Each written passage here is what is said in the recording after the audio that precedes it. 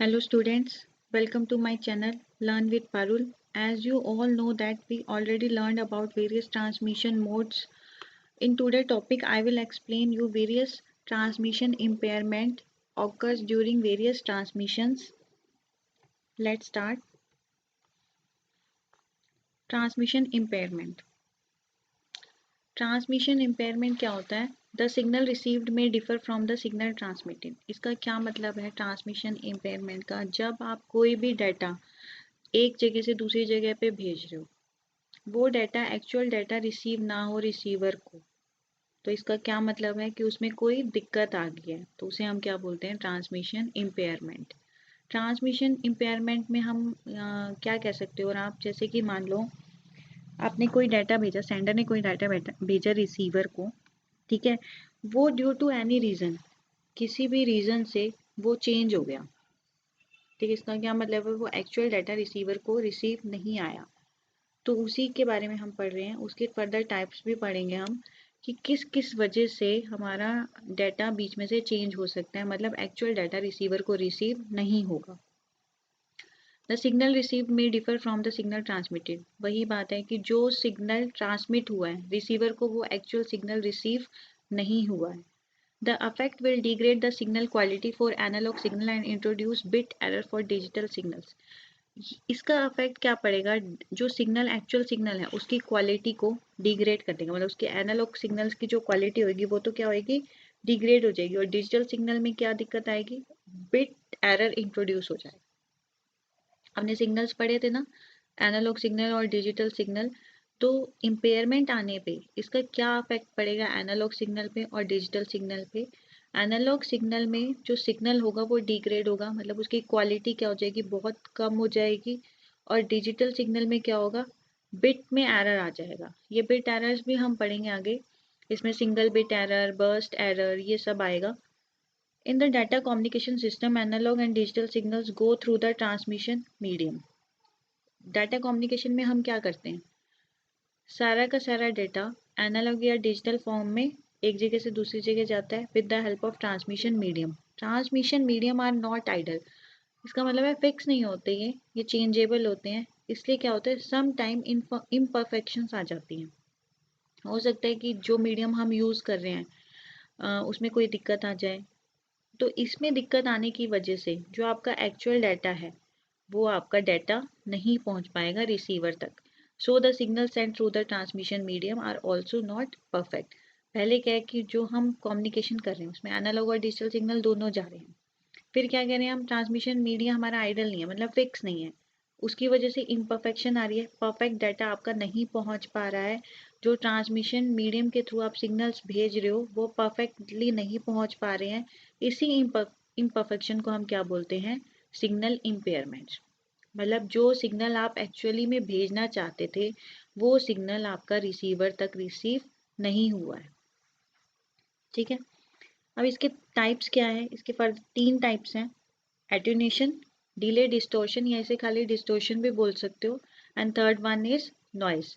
इसको अब डिटेल में पढ़ते हैं हम आगे। सबसे पहला क्या है? एटेन्यूएशन है। एटेन्यूएशन क्या कहता है? जब आपकी सिग्नल की स्ट्रेंथ डिग्रेड हो जाती है, ठीक है, जब आपकी सिग्नल की स्ट्रेंथ डिग्रेड हो जाती है तो उसे हम क्या कहते हैं? एटेन्यूएशन आ गया है।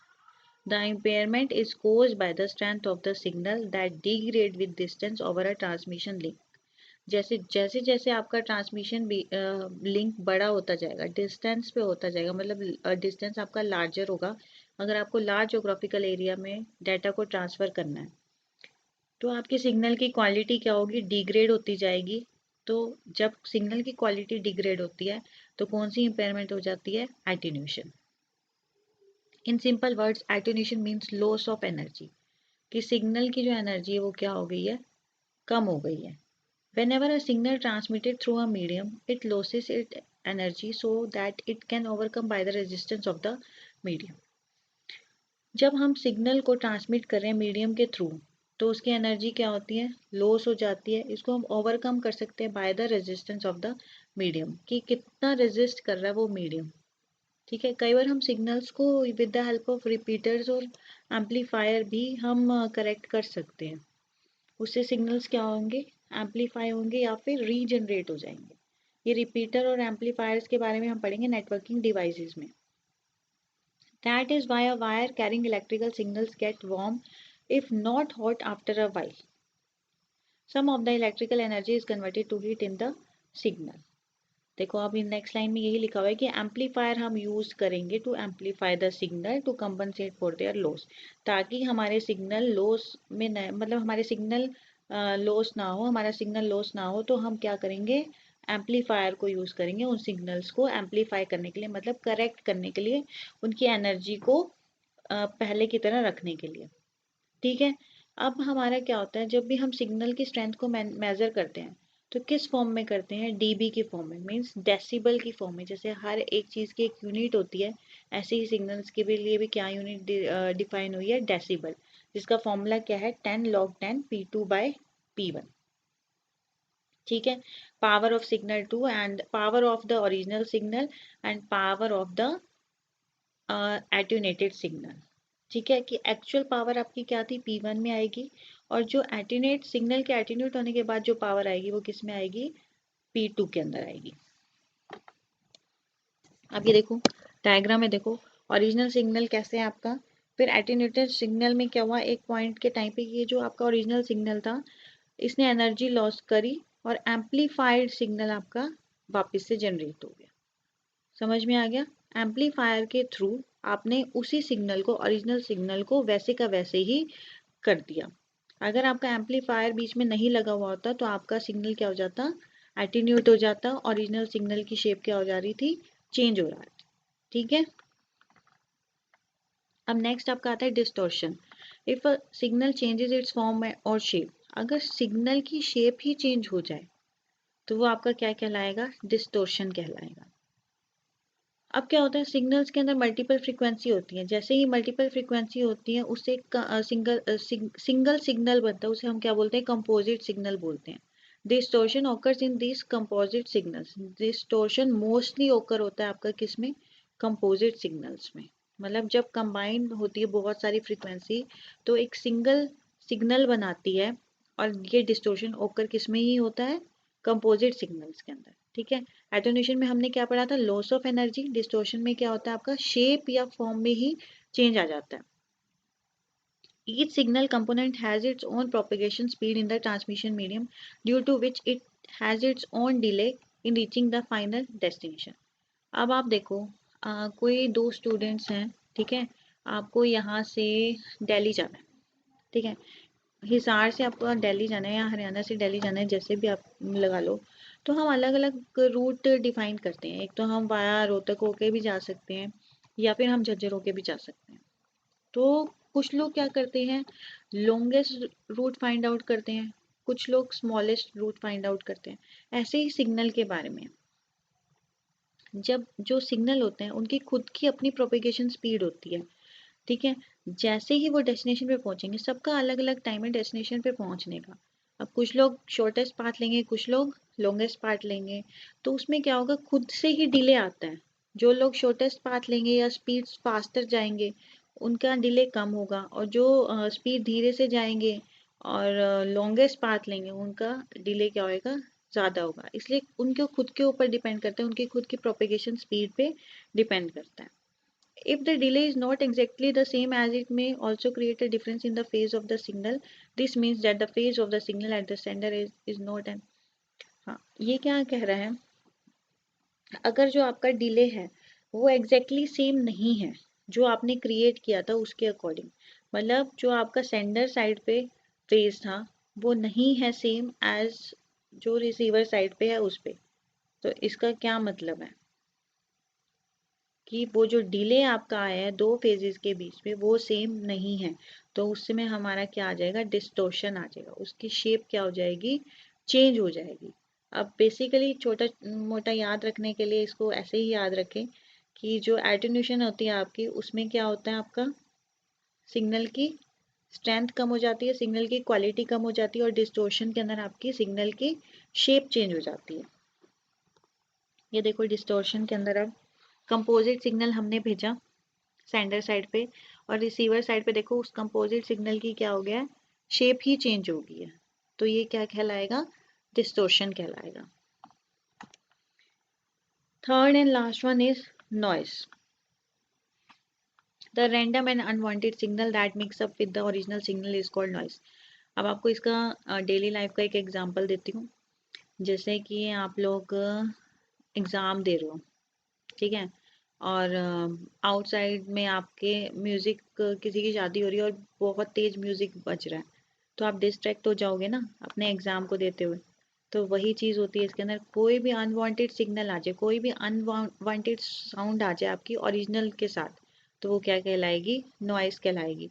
अब घर पे आप सो रहे हो और मम्मी खाना बनाए, कुकर की सीटियाँ बजेंगी ना, तो उसमें भी क्या हो गया? आपकी नींद डिस्टर्ब होगी, तो वो भी क्या है? अनवांटेड साउंड है, तो वो भी एक नॉइस ही हो जाएगी। There are several type of noise, बहुत सारी टाइप होती है नॉइस की। Induce noise, crosstalk noise, thermal noise, impulse noise, जो कि सिग्नल्स को क्या कर देती है? करप्ट कर देती है, सिग्नल को खराब कर देती है। अब इसमें से हम कुछ पढ़ रहे हैं। Thermal noise can be defined as the impairment that is caused because of the random motion of the electrons inside the wire when the signal travels through the wire. इसमें क्या होता है? जब सिग्नल आपका वायर के through travels हो रहा है, तो हमारे रैंडम मोशंस होंगे, इलेक्ट्रॉन्स हमारे रैंडमली मूव करते रहेंगे वायर के अंदर। उसकी वजह से हमारे एक्स्ट्रा सिग्नल क्रिएट हो जाएंगे वायर के अंदर, जो सेंडर भेज रहा है उसके अलावा। तो वो कैसी नॉइस कहलाएगी? Thermal noise. कि एक सिग्नल सेंडर से रिसीवर तक जा रहा था, उसमें मूवमेंट हुई इलेक्ट्रॉन्स की वायर के अंदर, तो जो ओरिजिनल सिग्नल था उसमें एक कुछ एक्स्ट्रा सिग्नल्स और ऐड होके गए, तो उसने क्या कर दिया? सेंडर से रिसीवर तक डिफरेंट सिग्नल्स को भेजा। ठीक है। क्रॉस टॉक क्या होता है? Cross talk is the impairment caused by one wire over another, among which one is the sender wire and the other is the receiver wire. Cross talk वो होता है कि एक वायर से दूसरी वायर के ऊपर क्रॉस टॉक हो गया, मतलब हम कहते हैं ना, लाइन कहीं और लग गई। जैसे दो लोग फोन पे बात करें, हम मिलाते किसी और को, आवाज किसी और की आती है, तो वो क्या होता है? क्रॉस टॉक होता है। ऐसे ही क्या होता है? सेंडर और रिसीवर के बीच में क्या आ जाएगा? क्रॉस टॉक आ जाएगा। इम्पल्स नॉइज भी एक इरेगुलर पल्स होती है, स्पाइक होती है, जिसमें a signal with high energy in a very short period generated by phenomena like that comes from power lines, lightning spark due to loss contact in electric circuit and so on। जैसे आपका spark आ जाता है ना, कहीं पे भी आपका बिजली के खंभे में स्पार्क आ जाएगा, तो जो रेगुलर सिग्नल्स आपके चल रहे थे, वो इन सब डिसएडवांटेज की वजह से, इन सब इरेगुलरिटी की वजह से वो सिग्नल्स चेंज हो जाएं, तो उन्हें हम क्या बोलेंगे? Impulse noise. मतलब नॉइस की बेसिक डेफिनेशन क्या है? किसी भी वजह से, किसी भी अनवांटेड चीज़ों की वजह से आपके सिग्नल में चेंजेस आ जाएं, तो वो क्या कहलाएगा? नॉइस कहलाएंगे। अब ये देख लो डायग्राम, ये हमने सिग्नल भेजा है, ट्रांसमिट हुआ, बीच में ये एक्स्ट्रा सिग्नल्स ऐड हो गए, तो रिसीवर को जो सिग्नल रिसीव हुआ वो डिफरेंट रिसीव हुआ, जो ट्रांसमिट हुआ था उससे डिफरेंट में रिसीव हुआ। मीन्स सेंडर ने जो सिग्नल भेजा, रिसीवर को वो सिग्नल रिसीव नहीं हुआ, उस सिग्नल में नॉइस ऐड होके दूसरा सिग्नल रिसीवर को रिसीव हो गया। ठीक है। आज हमने पढ़ा है ट्रांसमिशन इम्पेयरमेंट, जिसमें हमने 3 टाइप्स पढ़े थे, एटेन्यूएशन, डिस्टॉर्शन और नॉइस। ठीक है। इसमें हमने एटेन्यूएशन में हमने पढ़ा था कि जब सिग्नल की स्ट्रेंथ लॉस हो जाती है, तो कौन से टाइप का इम्पेयरमेंट आता है? एटेन्यूएशन। जब हमारी सिग्नल की शेप चेंज हो जाती है, तब कौन सा इम्पेयरमेंट आता है? हमारा डिस्टॉर्शन।